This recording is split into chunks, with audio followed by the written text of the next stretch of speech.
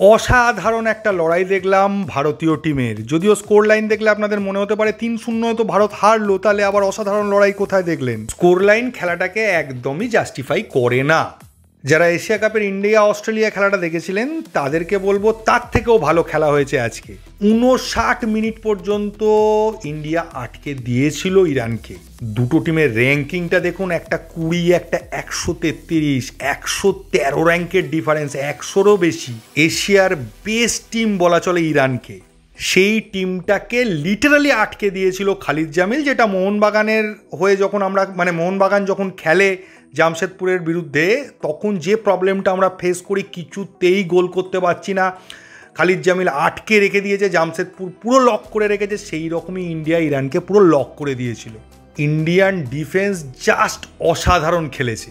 তবে এটাও বলতে পারেন যে ইন্ডিয়া কিন্তু জেতার জন্য বা গোল করার জন্য খেলেনি। খেলাটা পুরোপুরি ইন্ডিয়ার হাফেই হয়েছে। ওরা বারবার অ্যাটাক তুলেছে, সেই অ্যাটাক আটকেছে ইন্ডিয়ান প্লেয়াররা। অ্যাটাক ইন্ডিয়ার হাফে আসছে, ইন্ডিয়া নো ননসেন্স ডিফেন্স করে বলটাকে উড়িয়ে দিচ্ছে, হয় থ্রো নয় ওদের লাইনে ফেলে দিচ্ছে। বারবার ওরা অ্যাটাক তুলে আনছে, বারবার ইন্ডিয়া ফেলে দিচ্ছে।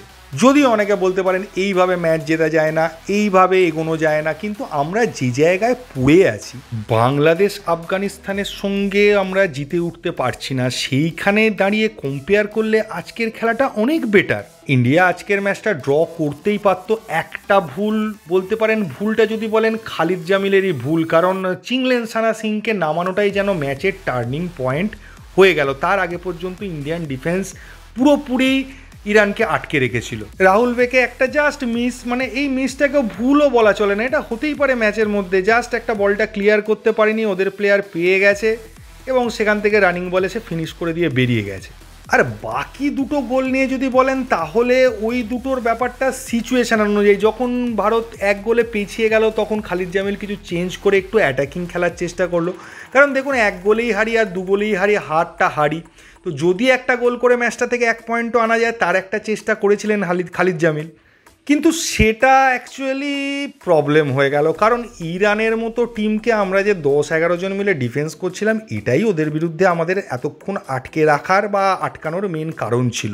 সেখানে আপনি যখনই একটু ওপেন করবেন, একটু ওপেন খেলবেন, তখন আপনার চান্স প্রচুর ক্রিয়েট হবে। এবং লাস্টের দিকে ইন্ডিয়া প্রচুর চান্স ক্রিয়েট করেছিল, মাঝখান দিয়ে বেশ কিছুবার ঢুকে যাচ্ছিল, কিন্তু স্কিলের অভাব, পারফেকশনের অভাবের জন্য সেগুলো ফিনিশ করতে পারেনি, বা একটা পজিটিভ অ্যাটাকেও সেইভাবে কনভার্ট করতে পারেনি। কিন্তু স্বাভাবিকভাবেই আপনার ডিফেন্স তো ওপেন হবেই, কারণ মেন যে জায়গায় ইরানকে আটকাচ্ছিল, 4 জন ডিফেন্ডার আর 3 জন মিডফিল্ডার, 3টে সিডিএম হিসেবে সামনে খেলছিল, আর দুটো প্লেয়ার একটু এগিয়ে পিছিয়ে যা করার করছিল। বিক্রম প্রতাপ সিং তো পুরোটাই সিডিএম হিসেবেই খেলে গেছে, ওই পজিশনেই খেলেছে পুরোটা।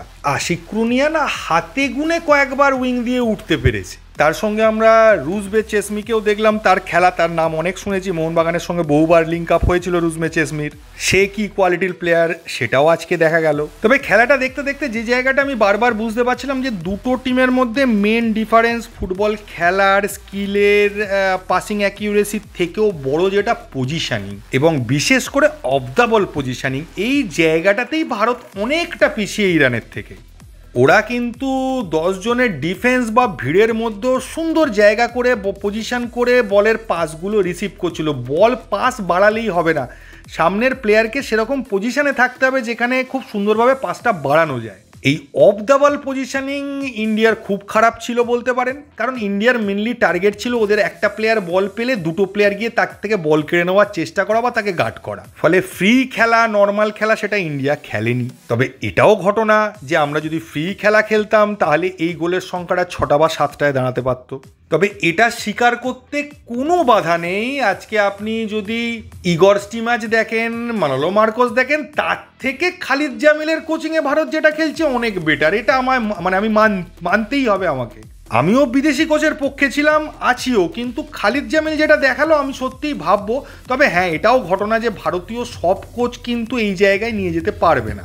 আর একজন ভদ্রলোক আমার সকালে কমেন্ট করেছিলেন, তিনি বলেছিলেন যদি ম্যাচটা জেতেন তাহলে তার নামটা আজকে বলতে ভিডিওতে, কারণ তিনি বারবার বলছিলেন আমি বড্ড নেগেটিভ বলছি, ইরানের বিরুদ্ধে খেলা একটু পজিটিভ মাইন্ড, আমরা আজকে যদি জিতি তার নামটা যেন অবশ্যই আমি বলি। তো তাকে আমি একটাই কথা বলবো, স্যার আমরা না যারা ইউটিউবে কাজ করি বাকিদেরটা জানি না, আমি অন্তত দুটো টিমের খেলার আগে দুজনের আগের দু একটা ম্যাচ অন্তত রিড করে বোঝার চেষ্টা করি দুটো টিম কোন জায়গায় আছে, তাদের খেলার লেভেলটা কোথায়। তাই আমার কোনোভাবেই মনে হয়নি দুর্ঘটনাবশত অঘটনবশত ইন্ডিয়া ইরানকে হারাতে পারে।